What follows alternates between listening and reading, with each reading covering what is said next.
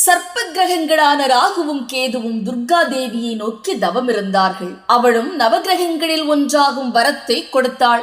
நவகிரகங்களில் ஒன்றுதான் ராகு, அதன் அதிதேவதை துர்கை. சுபகாரியங்கள் எதுவும் ராகு காலத்தில் செய்வதில்லை என்றாலும் அம்பாளை வழிபட அதுதான் உகந்த நேரம். ஞாயிற்றுக்கிழமை என்று ராகு காலத்தில் துர்கை அம்மனை வழிபடுவது சிறப்பு. உடலில் விஷத்தையும் வாலில் அமிர்தத்தையும் தாங்கி நிற்பவர்தான் ராகு பகவான். சூரியன் அஸ்தமிக்கும் சமயத்திற்கு முன் துர்கையை வழிபட்டால் நீங்கள் நினைத்த காரியம் நடக்கும். 24 மணி நேரத்தில் 1.5 மணி நேரம் ராகுவும் 1.5 மணி நேரம் கேதுவும் அம்பிகையை பூஜை செய்வார்கள். எலுமிச்சை ஒரு தேவகனி. துர்க்கை சந்நிதிக்கு சென்று எலுமிச்சை தீபமேற்றி வழிபட உங்கள் நோய்கள் பறந்தோடும். வீட்டு பூஜை அறையில் துர்க்கை அம்மனின் படத்தை துடைத்து பூவினால் அலங்கரித்து நெய் தீபமேற்றி மல்லிகைப்பூ அர்ச்சனை செய்து தீபதூப ஆராதனை காட்டி வழிபட துர்க்கை உங்களுக்கு துணையாக வருவாள்.